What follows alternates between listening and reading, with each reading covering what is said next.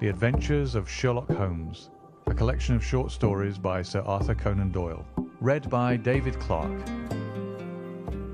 A Scandal in Bohemia. To Sherlock Holmes, she is always the woman. I have seldom heard him mention her under any other name. In his eyes she eclipses and predominates the whole of her sex. It was not that he felt any emotion akin to love for Irene Adler. All emotions, and that one particularly, were abhorrent to his cold, precise, but admirably balanced mind. He was, I take it, the most perfect reasoning and observing machine that the world has seen. But as a lover he would have placed himself in a false position. He never spoke of the softer passions, save with a gibe and a sneer.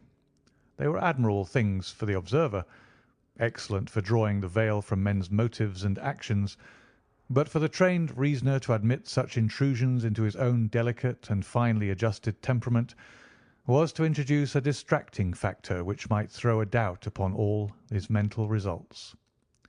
Grit in a sensitive instrument, or a crack in one of his own high-power lenses, would not be more disturbing than a strong emotion in a nature such as his.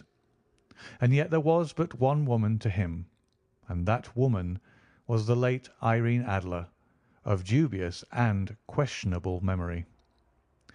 I had seen little of Holmes lately. My marriage had drifted us away from each other.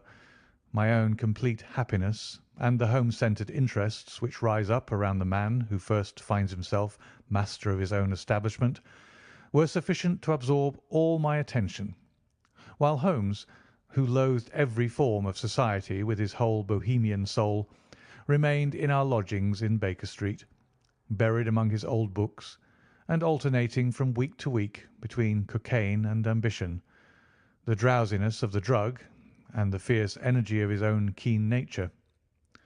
He was still as ever deeply attracted by the study of crime, and occupied his immense faculties and extraordinary powers of observation in following out those clues and clearing up those mysteries which had been abandoned as hopeless by the official police. From time to time I heard some vague account of his doings, of his summons to Odessa in the case of the Trepoff murder, of his clearing up of the singular tragedy of the Atkinson brothers at Trincomalee, and finally of the mission which he had accomplished so delicately and successfully for the reigning family of Holland. Beyond these signs of his activity, however, which I merely shared with all the readers of the daily press, I knew little of my former friend and companion.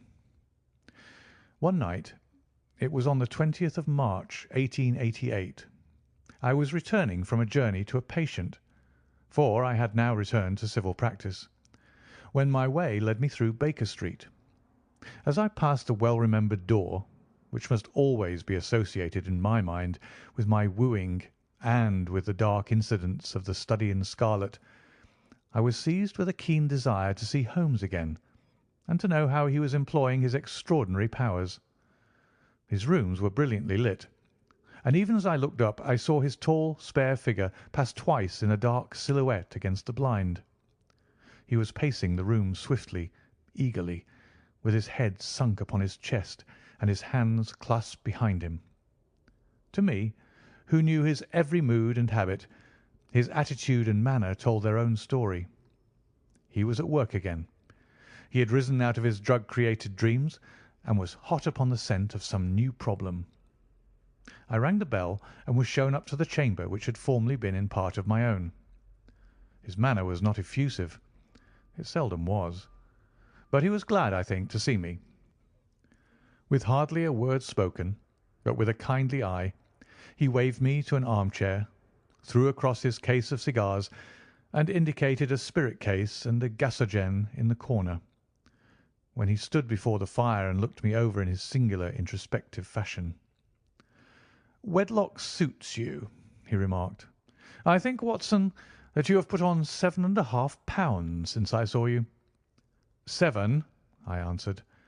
"Indeed. I should have thought a little more, I fancy, Watson. And in practice again, I observe. You did not tell me that you intended to go into harness." "Then how do you know?" I see it. I deduce it.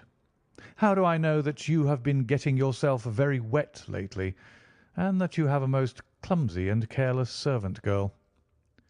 "My dear Holmes," said I, "this is too much. You would certainly have been burned had you lived a few centuries ago. It is true that I had a country walk on Thursday and came home in a dreadful mess, but as I have changed my clothes, I can't imagine how you deduce it. As to Mary Jane, she is incorrigible, and my wife has given her notice, but there again I fail to see how you work it out." He chuckled to himself and rubbed his long, nervous hands together. "It is simplicity itself," said he. "My eyes tell me that on the inside of your left shoe, just where the firelight strikes it, the leather is scored by 6 almost parallel cuts. Obviously they have been caused by someone who has very carelessly scraped around the edges of the sole in order to remove crusted mud from it. Hence you see my double deduction that you had been out in vile weather, and that you had a particularly malignant boot-slitting specimen of the London slavey. As to your practice, if a gentleman walks into my rooms smelling of iodoform, with a black mark of nitrate of silver upon his right forefinger, and a bulge on the right side of his top hat to show where he has secreted his stethoscope, I must be dull indeed if I do not pronounce him to be an active member of the medical profession." I could not help laughing at the ease with which he explained his process of deduction. "When I hear you give your reasons," I remarked, "the thing always appears to me so ridiculously simple that I could easily do it myself, though at each successive instance of your reasoning I am baffled until you explain your process.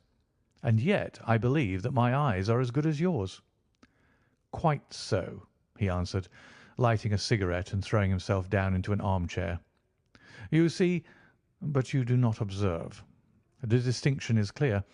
For example, you have frequently seen the steps which lead up from the hall to this room?" "Frequently." "How often?" "Well, some hundreds of times." "Then how many are there?" "How many? I don't know." "Quite so. You have not observed, and yet you have seen. That is just my point.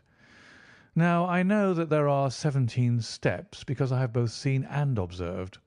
By the way, since you are interested in these little problems, and since you are good enough to chronicle one or two of my trifling experiences, you may be interested in this." He threw over a sheet of thick pink-tinted notepaper which had been lying upon the table. "It came by the last post," said he. "Read it aloud." The note was undated and without either signature or address. "There will call upon you to-night at 7:45, it said, "a gentleman who desires to consult you upon a matter of the very deepest moment. Your recent services to one of the royal houses of Europe have shown that you are one who may safely be trusted with matters which are of an importance which can hardly be exaggerated. This account of you we have from all quarters received. Be in your chamber, then, at that hour, and do not take it amiss if your visitor wear a mask." "This is indeed a mystery," I remarked. "What do you imagine that it means?" "I have no data yet. It is a capital mistake to theorize before one has data. Insensibly one begins to twist facts to suit theories, instead of theories to suit facts. But the note itself, what do you deduce from it?" I carefully examined the writing and the paper upon which it was written. "The man who wrote it was presumably well-to-do," I remarked, endeavouring to imitate my companion's processes. "Such paper could not be bought under half-a-crown a packet. It is peculiarly strong and stiff." "Peculiar. That is the very word," said Holmes. "It is not an English paper at all. Hold it up to the light." I did so and saw a large E with a small g, a P and a large G with a small t woven into the texture of the paper. "What do you make of that?" asked Holmes. "The name of the maker, no doubt, or his monogram, rather?" "Not at all. The G with the small t stands for Gesellschaft, which is the German for company. It is a customary contraction, like our co. P, of course, stands for papier. Now for the E.G. Let us glance at our Continental Gazetteer. He took down a heavy brown volume from his shelves. Eglo, Eglonitz. Here we are. Egria. It is in a German-speaking country in Bohemia, not far from Carlsbad. Remarkable as being the scene of the death of Wallenstein, and for its numerous glass factories and paper mills. Aha, my boy, what do you make of that? His eyes sparkled, and he sent up a great blue triumphant cloud from his cigarette. The paper was made in Bohemia, I said. Precisely. And the man who wrote the note is a German. Do you note the peculiar construction of the sentence? This account of you we have from all quarters received. A Frenchman or Russian could not have written that. It is the German who is so uncourteous to his verbs. It only remains, therefore, to discover what is wanted by this German who writes upon Bohemian paper and prefers wearing a mask to showing his face. And here he comes, if I am not mistaken, to resolve all our doubts. As he spoke, there was the sharp sound of horses' hoofs and grating wheels against the curb, followed by a sharp pull at the bell. Holmes whistled. "A pair, by the sound," said he. "Yes," he continued, glancing out of the window. "A nice little brougham, and a pair of beauties. 150 guineas apiece. There's money in this case, Watson, if there's nothing else." "I think that I'd better go, Holmes." "Not a bit, Doctor. Stay where you are. I am lost without my Boswell, and this promises to be interesting. It would be a pity to miss it." "But your client?" "Never mind him. I may want your help, and so may he. Here he comes. Sit down in that armchair, Doctor, and give us your best attention." A slow and heavy step, which had been heard upon the stairs and in the passage, paused immediately outside the door. Then there was a loud and authoritative tap. "Come in," said Holmes.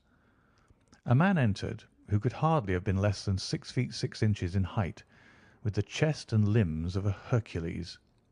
His dress was rich, with a richness which would, in England, be looked upon as akin to bad taste. Heavy bands of astrakhan were slashed across the sleeves and fronts of his double-breasted coat, while the deep blue cloak, which was thrown over his shoulders, was lined with flame-coloured silk and secured at the neck with a brooch which consists of a single flaming beryl. Boots, which extended half-way up his calves, and which were trimmed at the tops with rich brown fur, completed the impression of barbaric opulence which was suggested by his whole appearance. He carried a broad-brimmed hat in his hand, while he wore across the upper part of his face, extending down past the cheek-bones, a black vizard mask, which he had apparently adjusted that very moment, for his hand was still raised to it as he entered. From the lower part of the face he appeared to be a man of strong character, with a thick, hanging lip and a long, straight chin, suggestive of resolution pushed to the length of obstinacy. "You had my note?" he asked with a deep, harsh voice and a strongly marked German accent. "I told you that I would call." He looked from one to the other of us, as if uncertain which to address. "Pray take a seat," said Holmes. "This is my friend and colleague, Dr. Watson, who is occasionally good enough to help me in my cases. Whom have I the honour to address?" "You may address me as the Count von Kramm, a Bohemian nobleman. I understand that this gentleman, your friend, is a man of honour and discretion, whom I may trust with a matter of most extreme importance. If not, I should much prefer to communicate with you alone." I rose to go, but Holmes caught me by the wrist and pushed me back into my chair. "It is both or none," said he. "You may say before this gentleman anything which you may say to me." The Count shrugged his broad shoulders. "Then I must begin," said he, "by binding you both to absolute secrecy for 2 years, At the end of that time, the matter will be of no importance. At present, it is not too much to say that it is of such weight it may have an influence upon European history." "I promise," said Holmes. "And I."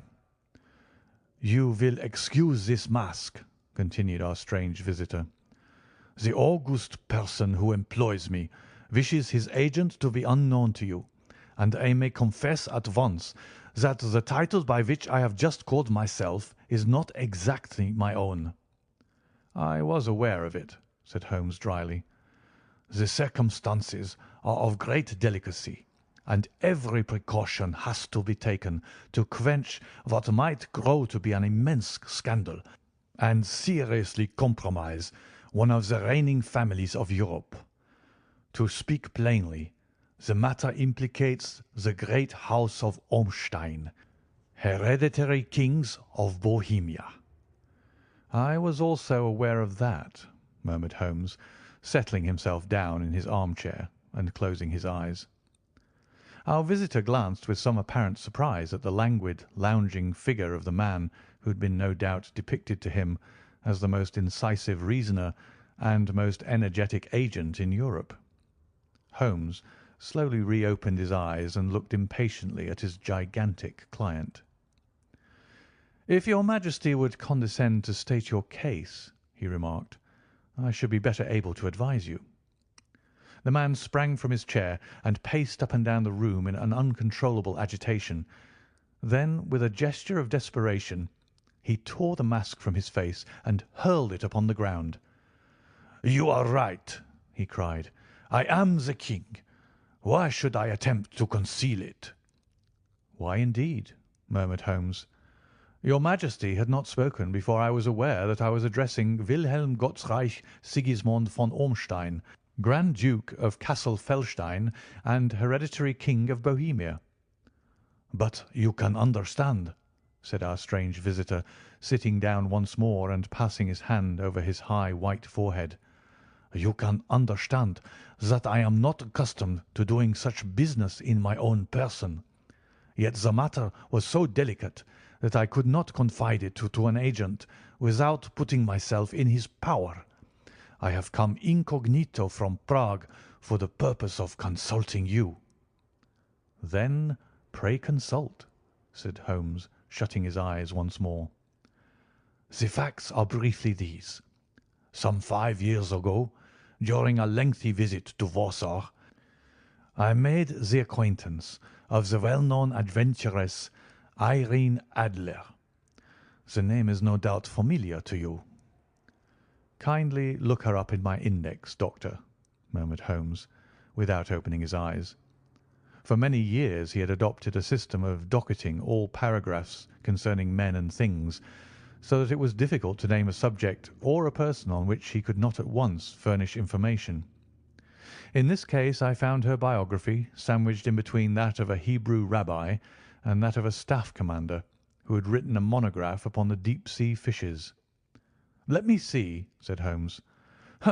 Born in New Jersey in the year 1858, contralto. La Scala. Prima donna Imperial Opera of Warsaw. Yes. Retired from operatic stage. Ha! Living in London. Quite so. Your Majesty, as I understand, became entangled with this young person, wrote her some compromising letters, and is now desirous of getting those letters back." "Precisely so. But how?" "Was there a secret marriage?" "None." "No legal papers or certificates?" "None." "Then I fail to follow your Majesty. If this young person should produce her letters for blackmailing or other purposes, how is she to prove their authenticity?" "There is the writing." "Poor forgery." "My private notepaper." "Stolen." "My own seal." "Imitated." "My photograph." "Bought." "We were both in the photograph." "Oh, dear. That is very bad. Your Majesty has indeed committed an indiscretion." "I was mad, insane." "You have compromised yourself seriously." "I was only Crown Prince then. I was young. I am but 30 now." "It must be recovered." "We have tried and failed." "Your Majesty must pay. It must be bought." "She will not sell." "Stolen, then?" 5 attempts have been made.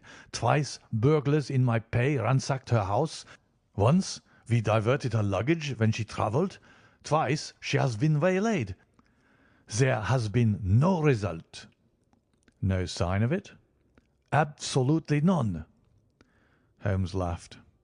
"It is quite a pretty little problem," said he. "But a very serious one to me," returned the King reproachfully. "Very, indeed. And what does she propose to do with the photograph?" "To ruin me." "But how?" "I am about to be married." "So I have heard." "To Clotilde Lothman von Saxe-Meiningen, second daughter of the King of Scandinavia. You may know the strict principles of her family. She is herself the very soul of delicacy. A shadow of a doubt as to my conduct would bring the matter to an end." "And Irene Adler?" "Threatens to send them the photograph. And she will do it. I know that she will do it. You do not know her, but she has a soul of steel. She has the face of the most beautiful of women and the mind of the most resolute of men. Rather than I should marry another woman, there are no lengths to which she would not go. None." "You are sure that she has not sent it yet?" "I am sure." "And why?" "Because she has said that she would send it on the day when the betrothal was publicly proclaimed. That will be next Monday." "Oh, then we have 3 days yet," said Holmes with a yawn. "That's very fortunate, as I have 1 or 2 matters of importance to look into just at present. Your Majesty will, of course, stay in London for the present?" "Certainly. You will find me at the Langham under the name of the Count von Kramm." "Then I shall drop you a line to let you know how we progress." "Pray do so. I shall be all anxiety." "Then, as to money?" "You have carte blanche." "Absolutely?" "I tell you that I would give one of the provinces of my kingdom to have that photograph." "And for present expenses?" The King took a heavy chamois leather bag from under his cloak and laid it on the table. "There are £300 in the gold and 700 in notes," he said. Holmes scribbled a receipt upon a sheet of his notebook and handed it to him. "And mademoiselle's address?" he asked. "Is Briony Lodge, Serpentine Avenue, St. John's Wood."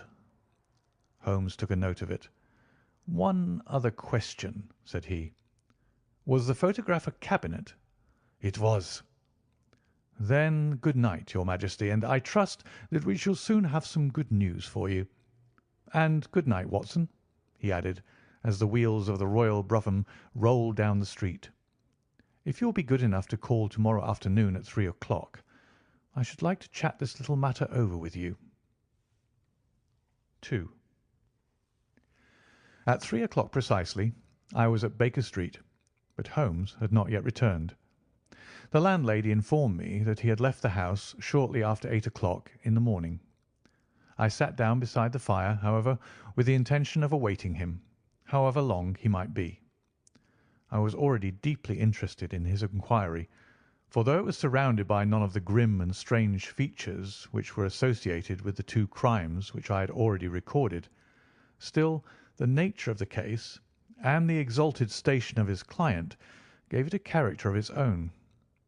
Indeed, apart from the nature of the investigation which my friend had on hand, there was something in his masterly grasp of a situation and his keen, incisive reasoning which made it a pleasure to me to study his system of work, and to follow the quick, subtle methods by which he disentangled the most inextricable mysteries. So accustomed was I to his invariable success that the very possibility of his failing had ceased to enter into my head.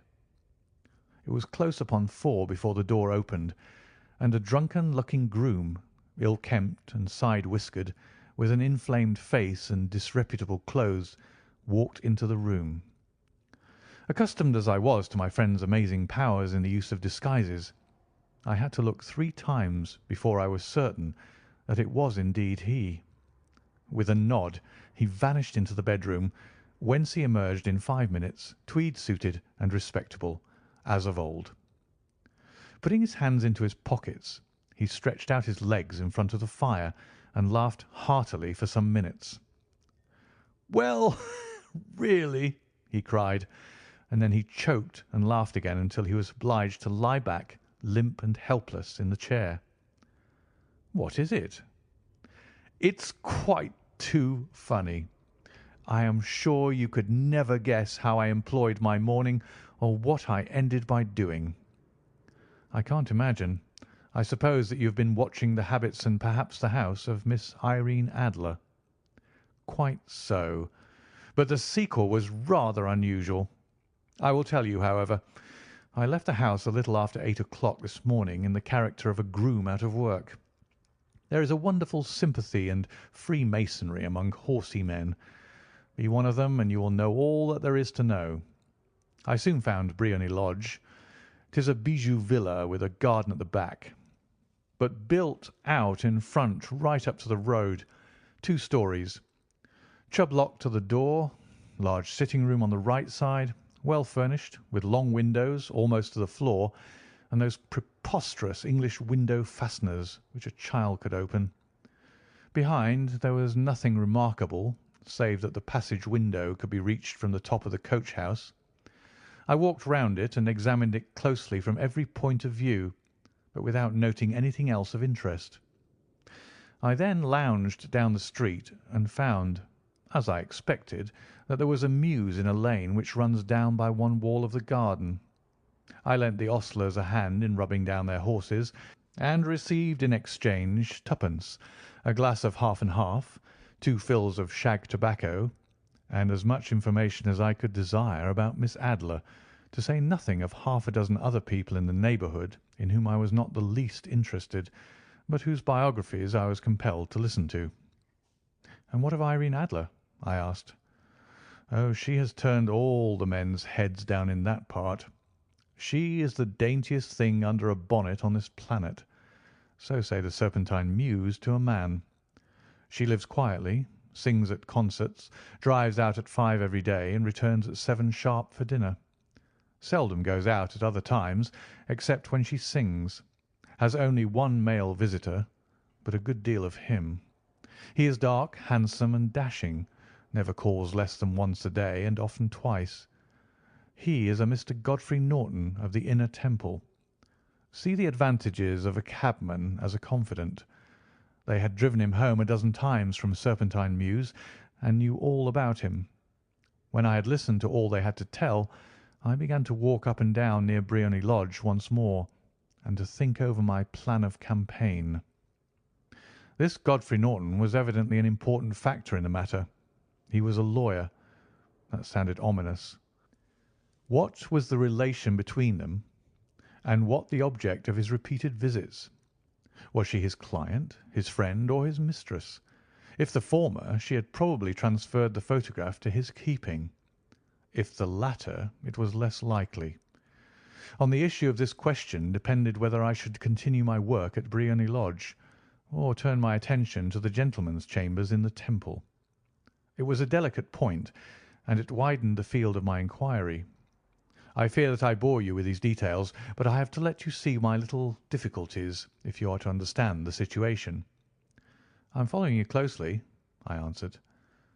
I was still balancing the matter in my mind when a hansom cab drove up to Briony Lodge, and a gentleman sprang out. He was a remarkably handsome man, dark, aquiline, and moustached, evidently the man of whom I had heard. He appeared to be in a great hurry, shouted to the cabman to wait, and brushed past the maid, who opened the door with the air of a man who was thoroughly at home. He was in the house about half an hour, and I could catch glimpses of him in the windows of the sitting room, pacing up and down, talking excitedly, and waving his arms. Of her I could see nothing. Presently he emerged, looking even more flurried than before. As he stepped up to the cab he pulled a gold watch from his pocket and looked at it earnestly. "Drive like the devil," he shouted. "First to Cross and Hankey's in Regent Street, and then to the Church of St. Monica in Edgware Road. Half a guinea if you do it in 20 minutes." Away they went, and I was just wondering whether I should not do well to follow them when up the lane came a neat little landau. The coachman, with his coat only half buttoned, and his tie under his ear, while all the tags of his harness were sticking out of the buckles. It hadn't pulled up before she shot out of the hall door and into it. I only caught a glimpse of her at the moment, but she was a lovely woman, with a face that a man might die for. "The Church of St. Monica, John," she cried, "and half a sovereign if you reach it in 20 minutes." This was quite too good to lose, Watson. I was just balancing whether I should run for it or whether I should perch behind her landau, when a cab came through the street. The driver looked twice at such a shabby fare, but I jumped in before he could object. "The Church of St. Monica," said I, "and half a sovereign if you reach it in 20 minutes." It was 25 minutes to 12, and of course it was clear enough what was in the wind. My cabby drove fast. I don't think I ever drove faster, but the others were there before us. The cab and the landau with their steaming horses were in front of the door when I arrived. I paid the man and hurried into the church. There was not a soul there save the two whom I had followed and a surpliced clergyman who seemed to be expostulating with them. They were all three standing in a knot in front of the altar. I lounged up the side aisle like any other idler who has dropped into a church. Suddenly, to my surprise, the three at the altar faced round to me, and Godfrey Norton came running as hard as he could towards me. "Thank God!" he cried. "You'll do. Come, come." "What then?" I asked. "Come, man, come. Only 3 minutes, or it won't be legal." I was half dragged up to the altar, and before I knew where I was, I found myself mumbling responses which were whispered in my ear, and vouching for things of which I knew nothing, and generally assisting in the secure tying up of Irene Adler, spinster, to Godfrey Norton, bachelor. It was all done in an instant, and there was the gentleman thanking me on the one side, and the lady on the other, while the clergyman beamed on me in front. It was the most preposterous position in which I have ever found myself in my life, and it was the thought of it that started me laughing just now.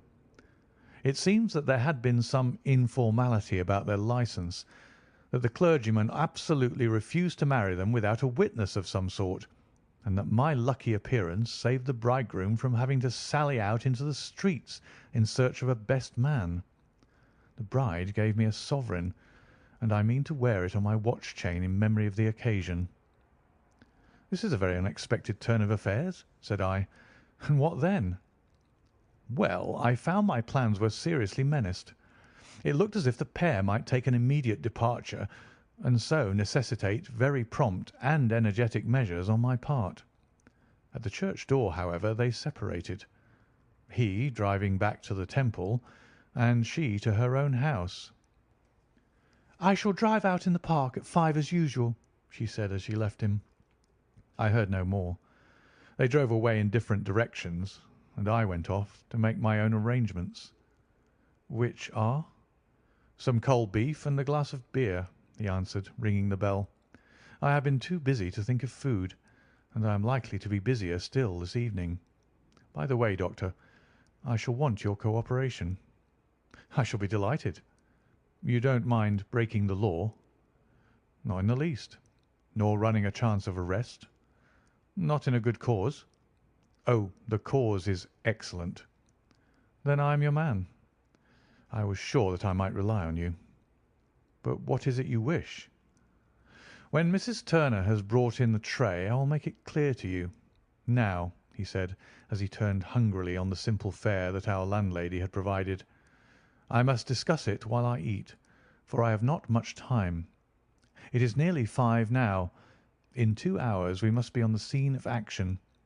Miss Irene, or Madam, rather, returns from her drive at 7. We must be at Briony Lodge to meet her." "And what then?" "You must leave that to me. I have already arranged what is to occur. There is only one point on which I must insist. You must not interfere. Come what may, you understand." I am to be neutral? To do nothing whatever. There will probably be some small unpleasantness. Do not join in it. It will end in my being conveyed into the house. 4 or 5 minutes afterwards the sitting-room window will open. You are to station yourself close to that open window. Yes. You are to watch me, for I will be visible to you. Yes. And when I raise my hand, so, you will throw into the room what I give you to throw, and will at the same time raise the cry of fire. You quite follow me? Entirely. It is nothing very formidable, he said, taking a long cigar-shaped roll from his pocket. It is an ordinary plumber's smoke rocket, fitted with a cap at either end to make it self-lighting. Your task is confined to that. When you raise your cry of fire, it will be taken up by quite a number of people. You may then walk to the end of the street, and I will rejoin you in 10 minutes. I hope that I have made myself clear. I am to remain neutral, to get near the window, to watch you, and at the signal to throw in this object, then to raise the cry of fire, and to wait you at the corner of the street. Precisely. Then you may entirely rely on me. That is excellent. I think, perhaps, it is almost time that I prepare for the new role I have to play. He disappeared into his bedroom and returned in a few minutes in the character of an amiable and simple-minded nonconformist clergyman. His broad black hat, his baggy trousers, his white tie, his sympathetic smile, and general look of peering and benevolent curiosity was such as Mr. John Hare alone could have equalled. It was not merely that Holmes changed his costume. His expression, his manner, his very soul seemed to vary with every fresh part that he assumed. The stage lost a fine actor, even as science lost an acute reasoner when he became a specialist in crime. It was 6:15 when we left Baker Street, and it still wanted 10 minutes to the hour when we found ourselves in Serpentine Avenue. It was already dusk, and the lamps were just being lighted as we paced up and down in front of Briony Lodge, waiting for the coming of its occupant. The house was just such as I had pictured it from Sherlock Holmes' succinct description, but the locality appeared to be less private than I expected. On the contrary, for a small street in a quiet neighbourhood, it was remarkably animated. There was a group of shabbily dressed men smoking and laughing in a corner, a scissors grinder with his wheel, 2 guardsmen who were flirting with a nurse girl, and several well-dressed young men who were lounging up and down with cigars in their mouths. "You see," remarked Holmes, as we paced to and fro in front of the house, "this marriage rather simplifies matters. The photograph becomes a double-edged weapon now. The chances are that she would be as averse to its being seen by Mr. Godfrey Norton as our client is to its coming to the eyes of his princess. Now the question is, where are we to find the photograph?" "Where indeed?" "It is most unlikely that she carries it about with her. It is cabinet size, too large for easy concealment about a woman's dress. She knows that the king is capable of having her waylaid and searched. 2 attempts of the sort have already been made. We may take it, then, that she does not carry it about with her." "Where, then?" "Her banker or her lawyer. There is that double possibility. But I am inclined to think neither. Women are naturally secretive, and they like to do their own secreting. Why should she hand it over to anyone else? She could trust her own guardianship, but she could not tell what indirect or political influence might be brought to bear upon a businessman. Besides, remember that she had resolved to use it within a few days. It must be where she can lay her hands upon it. It must be in her own house." "But it has twice been burgled." "They do not know how to look." "But how will you look?" "I will not look." "What then?" "I will get her to show me." "But she will refuse." "She will not be able to. But I hear the rumble of wheels. It is her carriage. Now carry out my orders to the letter." As he spoke, the gleam of the sidelights of a carriage came round the curve of the avenue. It was a smart little landau which rattled up to the door of Briony Lodge. As it pulled up, one of the loafing men at the corner dashed forward to open the door in the hope of earning a copper, but was elbowed away by another loafer who had rushed up with the same intention. A fierce quarrel broke out, which was increased by the two guardsmen who took sides with one of the loungers and by the scissors grinder who was equally hot upon the other side. A blow was struck, and in an instant the lady who had stepped from her carriage was the centre of a little knot of flushed and struggling men who struck savagely at each other with their fists and sticks. Holmes dashed into the crowd to protect the lady, but just as he reached her, he gave a cry and dropped to the ground with the blood running freely down his face. At his fall, the guardsmen took to their heels in one direction and the loungers in the other, while a number of better dressed people, who had watched the scuffle without taking part in it, crowded in to help the lady and to attend to the injured man. Irene Adler, as I will still call her, had hurried up the steps, but she stood at the top with her superb figure outlined against the lights of the hall, looking back into the street. "Is the poor gentleman much hurt?" she asked. "He is dead," cried several voices. "No, no, there's life in him," shouted another. "But he'll be gone before you can get him to hospital." "He's a brave fellow," said a woman. "They would have had the lady's purse and watch if it hadn't been for him. They were a gang, and a rough one, too. Ah, he's breathing now." "He can't lie in the street. May we bring him in, ma'am?" "Surely. Bring him into the sitting-room. There's a comfortable sofa. This way, please." Slowly and solemnly he was borne into Briony Lodge and laid out in the principal room, while I still observed the proceedings from my post by the window. The lamps had been lit, but the blinds had not been drawn, so that I could see Holmes as he lay upon the couch. I do not know whether he was seized with compunction at that point for the part he was playing, but I know that I never felt more heartily ashamed of myself in my life than when I saw the beautiful creature against whom I was conspiring, or the grace and kindliness with which she waited upon the injured man. And yet it would be the blackest treachery to Holmes to draw back now from the part which he had entrusted to me.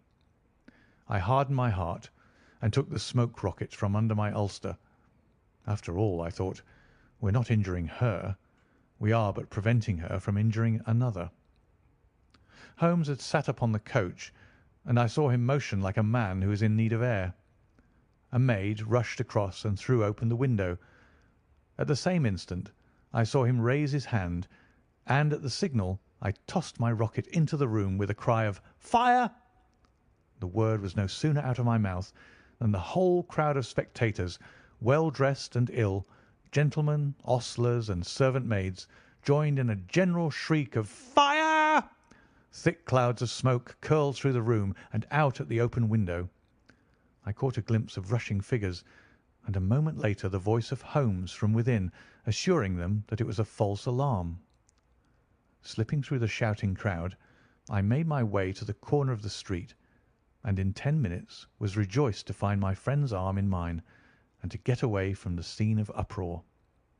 He walked swiftly and in silence for some few minutes, until we had turned down one of the quiet streets which led towards the Edgware Road. "You did it very nicely, Doctor," he remarked. "Nothing could have been better. It is all right." "You have the photograph?" "I know where it is." "And how did you find out?" "She showed me, as I told you she would." "I'm still in the dark." "I do not wish to make a mystery," said he, laughing. "The matter was perfectly simple. You, of course, saw that everyone in the street was an accomplice. They were all engaged for the evening." "I guessed as much." "Then, when the row broke out, I had a little moist red paint in the palm of my hand. I rushed forward, fell down, clapped my hand to my face, and became a piteous spectacle. It is an old trick." "That also I could fathom." "Then they carried me in. She was bound to have me in. What else could she do? And into her sitting-room, which was the very room which I suspected. It lay between that and her bedroom, and I was determined to see which. They laid me on a couch. I motioned for air. They were compelled to open the window, and you had your chance." How did that help you?" "It was all important. When a woman thinks that her house is on fire, her instinct is at once to rush to the thing which she values most. It is a perfectly overpowering impulse, and I have more than once taken advantage of it. In the case of the Darlington substitution scandal, it was of use to me, and also in the Arnsworth Castle business. A married woman grabs at her baby, an unmarried one reaches for her jewel box. Now it was clear to me that our lady of to-day had nothing in the house more precious to her than what we are in quest of. She would rush to secure it. The alarm of fire was admirably done. The smoke and shouting were enough to shake nerves of steel. She responded beautifully. The photograph is in a recess behind a sliding panel just above the right bell pull. She was there in an instant, and I caught a glimpse of it as she half drew it out. When I cried out that it was a false alarm, she replaced it, glanced at the rocket, rushed from the room, and I have not seen her since. I rose, and making my excuses, escaped from the house. I hesitated whether to attempt to secure the photograph at once, but the coachman had come in, and as he was watching me narrowly, it seemed safer to wait. A little over-precipitance may ruin all. "And now?" I asked. "Our quest is practically finished. I shall call with the King to-morrow, and with you if you care to come with us. We will be shown into the sitting-room to wait for the lady, but it is probable that when she comes she may find neither of us nor the photograph. It might be a satisfaction to His Majesty to regain it with his own hands." "And when will you call?" "At 8 in the morning. She will not be up, so that we shall have a clear field. Besides, we must be prompt, for this marriage may mean a complete change in her life and habits. I must wire to the King without delay." We had reached Baker Street, and had stopped at the door. He was searching his pockets for the key when someone passing said, "Good night, Mr. Sherlock Holmes." There were several people on the pavement at the time, but the greeting appeared to come from a slim youth in an ulster who had hurried by. "I've heard that voice before," said Holmes, staring down the dimly lit street. "Now I wonder who the deuce that could have been." 3. I slept at Baker Street that night, and we were engaged upon our toast and coffee in the morning when the King of Bohemia rushed into the room. "You have really got it?" he cried, grasping Sherlock Holmes by either shoulder and looking eagerly into his face. "Not yet." "But you have hopes?" "I have hopes." "Then come. I am all impatience to be gone." "We must have a cab." "No, my brougham is waiting." "Then that will simplify matters." We descended and started off once more for Briony Lodge. "Irene Adler is married," remarked Holmes. "Married? When?" "Yesterday." "But to whom?" "To an English lawyer named Norton." "But she could not love him?" "I am in hopes that she does." "And why in hopes?" "Because it would spare your Majesty all fear of future annoyance. If the lady loves her husband, she does not love your Majesty. If she does not love your Majesty, then there is no reason why she should interfere with your Majesty's plan." "It is true, and yet, well, I wish she had been of my own station. What a queen she would have made!" He relapsed into a moody silence, which was not broken until we drew up in Serpentine Avenue. The door of Briony Lodge was open, and an elderly woman stood upon the steps. She watched us with a sardonic eye as we stepped from the brougham. "Mr. Sherlock Holmes, I believe," said she. "I am Mr. Holmes," answered my companion, looking at her with a questioning and rather startled gaze.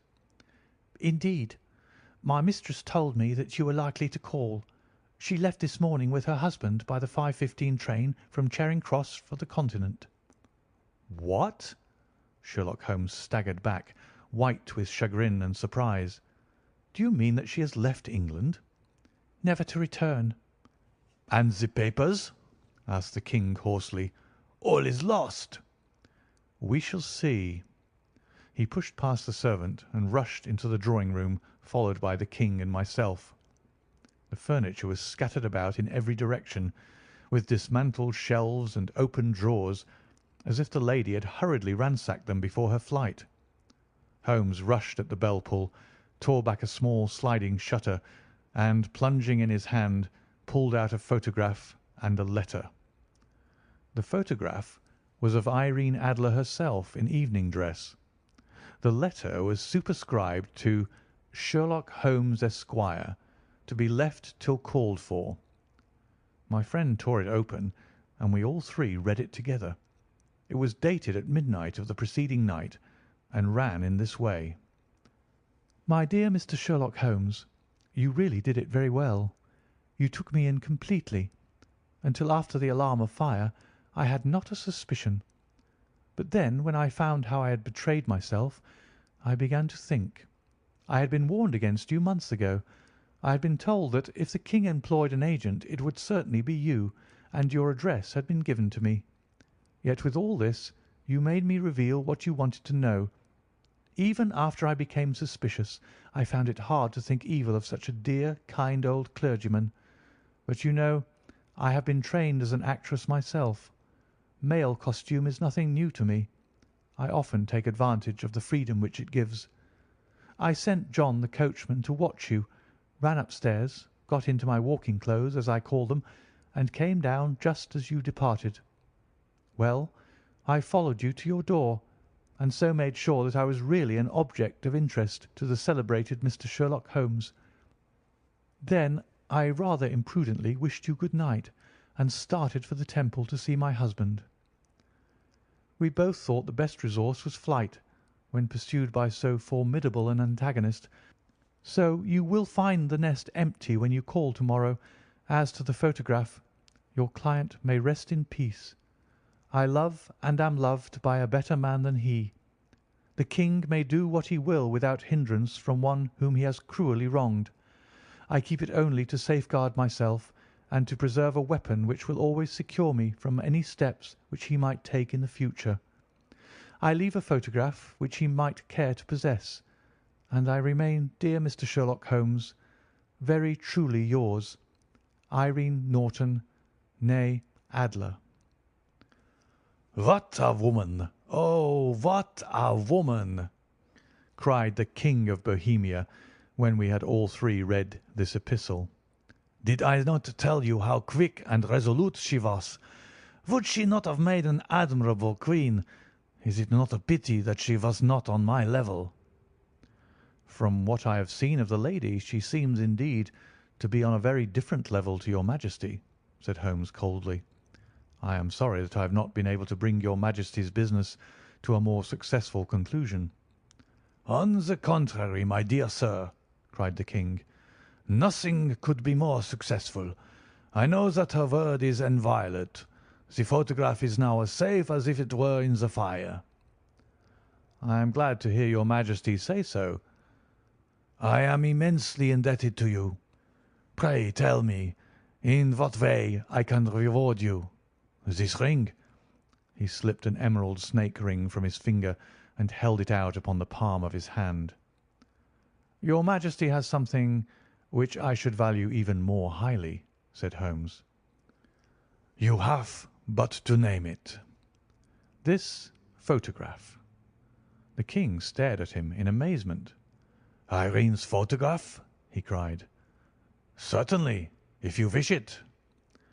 "I thank you, your Majesty. Then there is no more to be done in the matter. I have the honour to wish you a very good morning." He bowed, and turning away without observing the hand which the King had stretched out to him, he set off in my company for his chambers. And that was how a great scandal threatened to affect the kingdom of Bohemia, and how the best plans of Mr. Sherlock Holmes were beaten by a woman's wit. He used to make merry over the cleverness of women, but I have not heard him do it of late, and when he speaks of Irene Adler, or when he refers to her photograph, it is always under the honourable title of the woman. End of A Scandal in Bohemia.